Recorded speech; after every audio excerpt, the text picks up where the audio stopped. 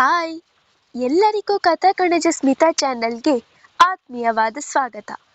ನಾನಿವತ್ತು ಒಲವೋ ಚಲವೋ ಕಥೆಯ 3ನೇ ಎಪಿಸೋಡ್ನ ಜೊತೆ ನಿಮ್ಮ ಮುಂದೆ ಬಂದಿದ್ದೇನೆ. ಈ ಕತೆ ನಿಮಗೆ ಇಷ್ಟವಾಗ್ತಿದ್ದಲ್ಲಿ ಅಥವಾ ನೀವಿನ್ನು ಹೊಸದಾಗಿ ನಮ್ಮ ಚಾನಲನ್ನು ನೋಡ್ತಾ ಇದ್ದಲ್ಲಿ ತಪ್ಪದೆ ನಮ್ಮ ಚಾನಲನ್ನು ಸಬ್ಸ್ಕ್ರೈಬ್ ಮಾಡಿ. ಹಾಗೆ ಕಥೆಯ ಬಗ್ಗೆ ನಿಮ್ಮ ಅನಿಸಿಕೆಗಳನ್ನು ಕಮೆಂಟ್ ಸೆಕ್ಷನಲ್ಲಿ ತಿಳಿಸಿ, ಲೈಕ್ ಶೇರ್ ಕೂಡ ಮಾಡಿ ಸಪೋರ್ಟ್ ಮಾಡಿ. ವಿಡಿಯೋನ ಎಂಡ್ವರೆಗೆ ನೋಡಿ. ಅಧ್ಯಾಯ 3. ನಮ್ಮಲ್ಲಿ ಗೆಸ್ಟ್ ಲೆಕ್ಚರ್ ಫ್ಯಾಕಲ್ಟಿಲಿ ಸ್ವಲ್ಪ ಶಾರ್ಟೇಜ್ ಇತ್ತು. ಈಗ ನೀವು ಬಂದಿದ್ದೀರಾ, ವಿ ಆರ್ ವೆರಿ ಹ್ಯಾಪಿ. ಅಂದಹಾಗೆ ನೀವು ಯಾವ ಸಬ್ಜೆಕ್ಟ್ ತಗೊಂಡಿದ್ದೀರಾ ಕೇಳಿದರು. ಸರ್, ಆ್ಯಕ್ಚುಲಿ ನಾನು ಫಿಸಿಕ್ಸ್ ಟೀಚ್ ಮಾಡೋಣ ಅಂದ್ಕೊಂಡಿದ್ದೆ, ಬಟ್ ಇಲ್ಲಿ ಆಲ್ರೆಡಿ ಫಿಸಿಕ್ಸ್ಗೆ 3-4 ಜನ ಇದ್ದಾರೆ ಅಂತ ಗೊತ್ತಾಯಿತು. ಸೊ ಇಂಗ್ಲೀಷ್ ಸಬ್ಜೆಕ್ಟ್ ತಗೊಂಡಿದ್ದೀನಿ ಎಂದನು. Okay, your wish, all the best Dheeraj, good like ಎಂದವರು ತನ್ನ ಮುಂದೆ ಕೂತಿದ್ದವನ ಕೈ ಕುಲುಕಿದರೆ, ಥ್ಯಾಂಕ್ ಯು ಸರ್ ಎಂದು ಮುಗುಳು ನಕ್ಕು ಉತ್ತರಿಸಿ ಅಲ್ಲಿಂದ ಹೊರಬಿದ್ದನು. ಯಾರೇ ಅವನು, ನನ್ನ ಮುಂದೆನೇ ಆ ರೇಂಜ್ಗೆ ಮಾತಾಡ್ತಾನೆ. ಈ ತರಹದ ಎಕ್ಸ್ಪೀರಿಯನ್ಸ್ ನನಗೆ ಯಾವತ್ತೂ ಆಗಿದ್ದಿಲ್ಲ. ಆದರೆ ಇವತ್ತು ಅವನು ಮಾತಿನಲ್ಲೇ ನನ್ನನ್ನು ಕಟ್ಟಿ ಹಾಕಿ ಸೋಲೋ ಥರ ಮಾಡಿ ಎಲ್ಲರ ಮುಂದೆ ನನ್ನನ್ನೇ ಜೋಕರ್ ಮಾಡಿಬಿಟ್ನಲ್ಲೇ ಎಂದು ಕ್ಲಾಸ್ ರೂಮ್ನೊಳಗೆ ಕೂತು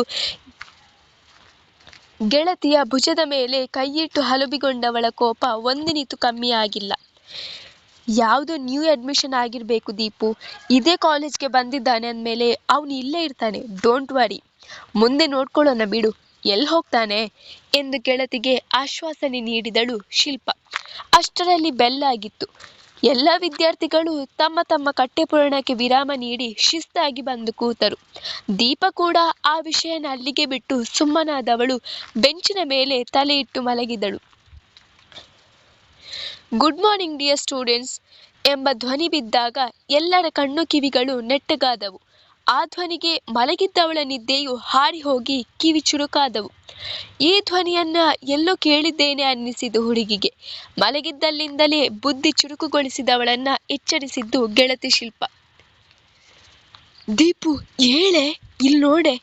ಅವಳು ಒಂದೇ ಸಮನೆ ಪಿಸಿಗುಟ್ಟಲು ಶುರು ಮಾಡಿದರೆ ಅವಳನ್ನೇ ದುಡುಗುಟ್ಟಿ ನೋಡಿದವಳು ಏನು ಎಂಬಂತೆ ಪ್ರಶ್ನಿಸಿದರೆ, ಅಲ್ಲೋಡು ಎಂದು ಗೆಳತಿಯ ಮುಖವನ್ನ ಮುಂದೆ ತಿರುಗಿಸಿದಳು.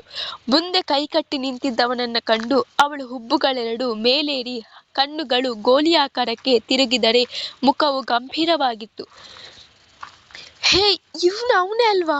ಇವನೇನೇ ಮಾಡ್ತಾ ಇದ್ದಾನೆ ಇಲ್ಲಿ ಎಂದು ಅನ್ಯಮನಸ್ಕಳಂತೆ ನುಡಿದವಳಿಗೆ, ನಮ್ಮ ಗೆಸ್ಸಿಂಗ್ ರಾಂಗ್ ಕಣೆ ದೀಪು, ಇವನು ಸ್ಟೂಡೆಂಟ್ ಅಲ್ಲ, ಲೆಕ್ಚರರ್ ಅನ್ಸುತ್ತೆ, ಸತ್ವಿ ನಾವು ಎಂದವಳಿಗೆ ಒಳಗೊಳಗೆ ಹೇಳತೀರದ ಕಳವಳ. ಗೆಳತಿಯ ಮಾತು ಕೇಳಿ ಅವಳತ್ತ ಸುಡುನೋಟ ಬೀರುವ ಬದಲು ನಕ್ಕು ಬಿಟ್ಟಳು ದೀಪ. ಆ ನಗುವಿನ ಒಳ ಅರ್ಥ ತಿಳಿಯುವಲ್ಲಿ ವಿಫಲಲಾದಳು ಶಿಲ್ಪ. ಓ, ಇವನು ಲೆಕ್ಚರರಾ, ಒಳ್ಳೆಯದೇ ಆಯ್ತು ಬಿಡು ಎಂದವಳ ಮನದಲ್ಲಿ ಅದಾಗಲೇ ಒಂದು ಯೋಚನೆ ಸಜ್ಜಾಗಿತ್ತು. I am your new English professor Dheeraj. By the by, ನಾನು ನಿಮಗೆ ಇಂಗ್ಲಿಷ್ ಕ್ಲಾಸ್ ತಗೋತೀನಿ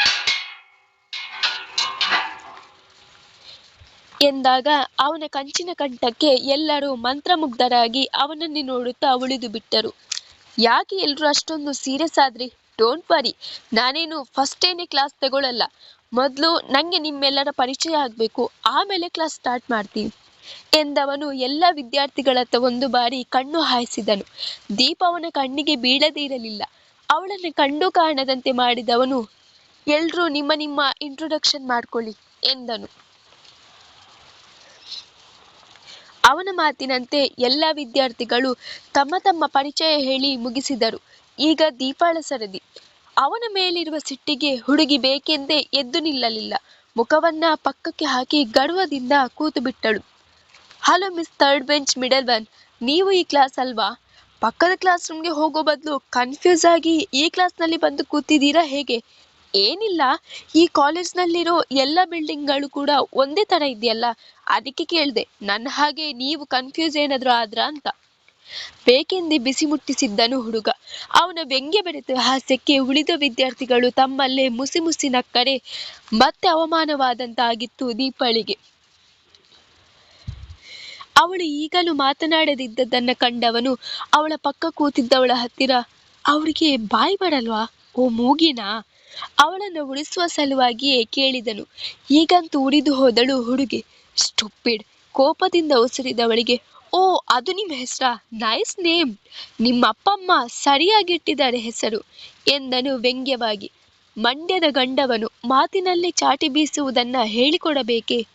sir, she is ದೀಪಾರಾವ್, our class rep ಎಂದಳು ಪಕ್ಕದಲ್ಲಿದ್ದ ಹುಡುಗಿ. ಓ ಎಂದವನೇ ಆ ವಿಷಯವನ್ನ ಅಲ್ಲಿಗೆ ನಿಲ್ಲಿಸಿ ಉಳಿದ ವಿದ್ಯಾರ್ಥಿಗಳ ಜೊತೆ ಮಾತಿಗಿಳಿದರೆ ಬಾಲು ಸುಟ್ಟ ಬೆಕ್ಕಿನಂತಾಗಿತ್ತು ದೀಪಾಳ ಮುಖ. ಅಪ್ಪಿತಪ್ಪಿಯೂ ಅವನತ್ತ ನೋಟ ಹರಿಸಲಿಲ್ಲ ಹುಡುಗಿ. ಅಷ್ಟರಲ್ಲಿ ಅವಧಿ ಮುಕ್ತಾಯದ ಬೆಲ್ಲಾಗಿತ್ತು. ಥ್ಯಾಂಕ್ ಯು ಕ್ಲಾಸ್ ಎಂದವನೇ ಅಲ್ಲಿಂದ ಹೊರಬಿದ್ದರೆ ಕೋಪದಿಂದ ಡೆಸ್ಕ್ ಮೇಲೆ ಬಡಿದವಳ ಕೆಂಗಣ್ಣು ಹೋಗಿದ್ದು ಅವನ ಮಾತಿಗೆ ಗೊಳ್ಳೆಂದು ನಕ್ಕವರ ಮೇಲೆ. ಅವಳ ಬೈಗುಳ ಕೇಳಿ ಪೆಚ್ಚಾದವರು ಒಬ್ಬೊಬ್ಬರಾಗಿ ಅಲ್ಲಿಂದ ಜಾಗ ಖಾಲಿ ಮಾಡಿದರೆ ಸಿಟ್ಟಿನಿಂದ ದೊಪ್ಪೆಂದು ಕೂತವಳು, ಏನೇ ಶಿಲ್ಪ ಇವನು ಹೀಗೆ ಉಡಿಸ್ತಾ ಇದ್ದಾನಲ್ಲ ಎಂದಳು ಅಸಹನೆಯಿಂದ. ಉಡಿಸದೆ ಇನ್ನೇನ್ ಮಾಡ್ತಾನೆ, ರಾಗಿ ಮುದ್ದೆ ಪವರದು ಎಂದಳು ಶಿಲ್ಪ. What rubbish! ಇಷ್ಟಕ್ಕೆಲ್ಲ ರೀಸನ್ ಅವಳೇ. ಅವಳಿಂದ ತಾನೇ ಇವನ ಜೊತೆಗೆ ಜಗಳ ಆಗಿದ್ದು. ಆ ಮ್ಯಾಟರ್ನಿಂದನೇ ಅಲ್ವಾ ಅವನು ಇಡೀ ಕ್ಲಾಸ್ ಮುಂದೆ ನನ್ನ ಕಾಲಿಳಿದಿದ್ದು. ಫಸ್ಟ್ ಅವಳಿಗೆ ಒಂದು ಗತಿ ಕಾಣಿಸ್ತೀನಿ ಎಂದವಳೆ ದುಮುಗುಡುತ್ತಾ ಅಲ್ಲಿಂದ ಹೊರಬಿದ್ದರೆ ಇನ್ನೇನು ಅನಾಹುತ ಮಾಡಿಕೊಳ್ಳಲು ಹೊರಟಿದ್ದಾಳಿವಳು ಎಂದು ಹಣಿಚಚ್ಚಿಕೊಂಡ ಶಿಲ್ಪ ಕೂಡ ಅವಳ ಹಿಂದೆಯೇ ಓಡಿದಳು. ಪಲ್ಲವಿ ಕ್ಯಾಂಟೀನ್ನಲ್ಲಿದ್ದಾಳೆ ಎಂಬ ಸುಳಿವು ಸಿಗುತ್ತಲೇ ಅತ್ತ ತನ್ನ ಸೈನ್ಯದವರನ್ನ ಕರೆದುಕೊಂಡು ದಂಡೆತ್ತಿ ಹೋಗಿದ್ದಳು ದೀಪ. ಅದು ಪಾಠದ 2ನೇ ಅವಧಿ ಆಗಿದ್ದರಿಂದ ಎಲ್ಲ ವಿದ್ಯಾರ್ಥಿಗಳು ಹರಟೆ ಹೊಡೆಯಲು ಅತ್ತ ಸೇರಿದ್ದರು. ಆ ಗುಂಪಿನಲ್ಲಿ ಪಲ್ಲವಿ ಕೂಡ ಒಬ್ಬಳು. ನೋಡೆ, ಅಲ್ಲೇ ಇದ್ದಾಳೆ ಅವಳು ಎಂದವಳತ್ತ ಕೈ ತೋರಿಸಿದಳು ಶಿಲ್ಪ. ಈ ಕಡೆನೇ ಬರ್ತಾ ಇದ್ದಾಳನ್ಸುತ್ತೆ. ಬರ್ಲಿ. ಬೆಳಿಗ್ಗೆ ಅಷ್ಟು ಜನರ ಮುಂದೆ ನನಗೆ ಅವಮಾನ ಆಗೋ ಹಾಗೆ ಸೀನ್ ಕ್ರಿಯೇಟ್ ಮಾಡಿದ್ಲಲ್ಲ, ಇವಾಗ ಅವಳಿಗೆ ಅವಮಾನ ಆಗೋ ತರ ನಾನ್ ಸೀನ್ ಕ್ರಿಯೇಟ್ ಮಾಡ್ತೀನಿ ಎಂದವಳು ವಕ್ರವಾಗಿ ನಗುತ್ತಾ ಉಸಿರಿದರೆ ಅವಳ ಯೋಜನೆಯ ಬಗ್ಗೆ ಅಂದಾಜಿಲ್ಲದವಳು, ಏನ್ ಮಾಡ್ತೀಯೇ ಎಂದು ಕೇಳಿದರೆ, ಅದನ್ನು ಹೇಳಿದ್ರೆ ಮಜಾ ಇರಲ್ಲ, ನೀವೇ ನೋಡಿ ಎಂದು ಅವಳು ಬರುವುದನ್ನೇ ನಿರೀಕ್ಷೆ ಮಾಡುತ್ತಾ ನಿಂತು ಬಿಟ್ಟಳು. ಆದರೆ ಅಲ್ಲೇ ಕೂತು ಕಾಫಿ ಹೀಡುತ್ತಿದ್ದ ಧೀರಜ್ ಅವಳ ಎಲ್ಲ ಚಲನವಲನಗಳನ್ನು ಗಮನಿಸುತ್ತಾ ಅವಳ ಮುಂದಿನ ನಡೆಗಾಗಿ ಕಾಯುತ್ತಿದ್ದನು. ಇದಾವುದರ ಅರಿವೇ ಇಲ್ಲದೆ ಆ ಮುಗ್ಧ ಹುಡುಗಿ ಮಾತ್ರ ತನ್ನ ಪಾಡಿಗೆ ತಾನು ಬರುತ್ತಿದ್ದಳೆ. ಬಂದ್ಲು ಕಣೆ ಅವಳನ್ನು ಕಂಡು ಹೇಳಿದಳು ಶಿಲ್ಪ. ಬರ್ಲಿ ಎಂದು ಮತ್ತೆ ವ್ಯಂಗ್ಯ ಮುಗುಳು ನಗೆ ನಕ್ಕವಳು. ಅವಳು ತನ್ನತ್ತ ಬರುವ ಸಮಯಕ್ಕೆ ಸರಿಯಾಗಿ ತನ್ನ ಎಡಕಾಲನ್ನ ಮುಂದೆ ಚಾಚಿದ್ದಳು. ಎಲ್ಲರ ಮುಂದೆ ಕಾಲು ಕೊಟ್ಟು ಅವಳನ್ನು ಕೆಳಗಡೆ ಬೀಳಿಸಿ ನಗೆ ಪಾಟಾಲಿಗೆ ಗುರಿ ಮಾಡಬೇಕೆಂದು ಅವಳ ಯೋಜನೆಯ ಉದ್ದೇಶವಾಗಿತ್ತು. ಆದರೆ ದುರದೃಷ್ಟವಶಾತ್ ಪವಿತ್ರ ಬೀಳುವ ಬದಲು ತನ್ನ ಹೀಳು ಚಪ್ಪಲಿಯ ಪರಿಣಾಮದಿಂದಾಗಿ ತಾನೇ ಎಡವಿ ಬಿದ್ದು ಬಿಟ್ಟಿದ್ದಳು ದೀಪ. ಅವಳು ಬಿದ್ದ ಸದ್ದಾದಾಗ ಎಲ್ಲರ ಗಮನವು ಅವಳ ಮೇಲೆಯೇ ಹೋಗಿತ್ತು. ಅವಳ ಗೆಳತಿಯರಂತೂ ಅತ್ತ ನಗಲು ಆಗದೆ ಇತ್ತ ಅಳಲು ಆಗದೆ ಬಿಟ್ಟ ಬಾಯಿ ಬಿಟ್ಟಂತೆ ನಿಂತು ಬಿಟ್ಟರು. ಬಿದ್ದಾಗ ನೋಡಿ ನಗುವುದು ಸಾಮಾನ್ಯ, ಅಲ್ಲೂ ಅದೇ ನಡೆದಿದ್ದು. ಅವಳು ಬಿದ್ದ ರಭಸ ಕಂಡು ಅಲ್ಲಿ ತುಂಬಿದ್ದ ಜನಸಾಗರ ಒಮ್ಮೆಲೆ ಗೊಳ್ಳೆಂದು ನಕ್ಕಿತ್ತು. ಮತ್ತೆ ಅವಮಾನವಾಗಿತ್ತು ಹುಡುಗಿಗೆ. ಕೋಪದ ಜೊತೆ ಅಳುವು ಬಂದು ಬಿಟ್ಟಿತ್ತು. ಕೋಪದಿಂದ ಕಣ್ಣು ಮುಚ್ಚಿ ಮಿಷ್ಟಿ ಬಿಗಿ ಮಾಡಿದವಳು ಎದ್ದೇಳಲು ನೋಡಿದಳು. ಆದರೆ ಬಿದ್ದ ಪರಿಣಾಮದಿಂದ ಅವಳ ಮೊಣಕಾಲು ಹಾಗೂ ಸೊಂಟಕ್ಕೆ ಸರಿಯಾಗಿಯೇ ಏಟು ಬಿದ್ದಿತ್ತು. ಉಳುಕಿದಂತಾಗಿ ಮತ್ತೆ ಕುಸಿದು ಬಿಟ್ಟಳು ದೀಪ. ಈ ಅನಿರೀಕ್ಷಿತ ನಡೆ ಕಂಡು ಪೆಚ್ಚಾದ ಪವಿತ್ರಾಳಿಗೆ ಅವಳ ಒದ್ದಾಟ ಕಂಡು ಮರುಕ ಹುಟ್ಟಿತ್ತು. ಮಾನವೀಯತೆಯ ದೃಷ್ಟಿಯಿಂದ ಅವಳತ್ತ ಕೈ ಚಾಚಿದಳು. ಆದರೆ ಅಹಂಕಾರವನ್ನೇ ಮೈಗೂಡಿಸಿಕೊಂಡ ಹೆಣ್ಣಿಗೆ ಅದೆಲ್ಲವೂ ಅರ್ಥವಾಗಬೇಕೇ? ತಿರಸ್ಕಾರದ ನೋಟ ನೆಟ್ಟವಳು, I don't need your help, get lost here ಎಂದವಳು ಅಕ್ಷರಶಃ ಕೋಪದಿಂದ ಕಿರುಚಿಯೇ ಬಿಟ್ಟಿದ್ದಳು. ಅವರಿಗೆ ನಿನ್ನ ಸಹಾಯದ ಅವಶ್ಯಕತೆ ಇಲ್ಲಮ್ಮ. ಸಹಾಯ ಮಾಡುವುದು ದೊಡ್ಡ ಗುಣ. ಕಷ್ಟದಲ್ಲಿರುವವರಿಗೆ ಸಹಾಯ ಹಸ್ತ ಚಾಚೋ ಮನಸ್ಸು ನಿನಗಿದೆ. ಆದ್ರೆ ಏನ್ ಮಾಡೋದು, ಆ ಸಹಾಯನ ಸ್ವೀಕರಿಸೋ ಮುಕ್ತ ಮನಸ್ಸು ಕೆಲವರಿಗೆ ಇರೋದಿಲ್ಲ ನೋಡು.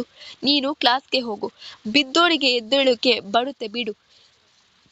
ಅಲ್ಲಿ ತನಕ ತನ್ನ ಪಾಡಿಗೆ ಕೂತು ಕಾಫಿ ಹೀರುತ್ತಿದ್ದವನು ಈಗ ಅತ್ತ ಬಂದಿದ್ದನು. ಅವನ ಮಾತಿಗೆ ಮುಗುಳು ನಕ್ಕ ಪವಿತ್ರ ಅಲ್ಲಿಂದ ತನ್ನ ಕ್ಲಾಸ್ ರೂಮಿನತ್ತ ಹೆಜ್ಜೆ ಹಾಕಿದಳು. ಇದೀಗ ಅವನ ದೃಷ್ಟಿ ಕ್ಯಾಂಟೀನ್ನಲ್ಲಿ ಉಳಿದಿದ್ದ ವಿದ್ಯಾರ್ಥಿಗಳ ಮೇಲೆ ಹೋಗಿತ್ತು. ತಕ್ಷಣ ಅಲ್ಲಿಂದ ಜಾಗ ಖಾಲಿ ಮಾಡಿದರು. ಅವಮಾನದಿಂದ ಕುಲುಮೆಯಲ್ಲಿ ಬೆಂದ ಹುಡುಗಿ ಒಳಗೊಳಗೆ ಕುದಿಯುತ್ತಿದ್ದಳು. ಕೋಪದ ತೀವ್ರತೆ ಹೆಚ್ಚಾದಾಗ ಅವನತ್ತವ ಅವಳ ಕೆಂಗಣ್ಣು ಬೀಳದಿರಲಿಲ್ಲ.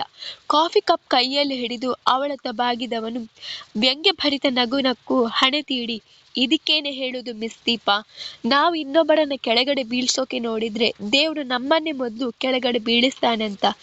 ಕನ್ನಡದಲ್ಲಿ ಒಂದು ಸುಂದರವಾದ ಗಾದೆ ಮಾತಿದೆ, ಏನ್ ಗೊತ್ತಾ, ಮಾಡಿದ್ದು ನೋ ಮಾರಾಯ ಅಂತ.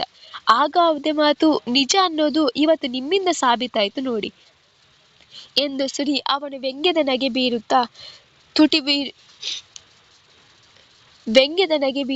ತುಟಿ ಬಿರಿದರೆ ಅವಳಿಗೆ ತೀರಾ ಅವಮಾನವಾಗಿತ್ತು. You idiot, just shut up.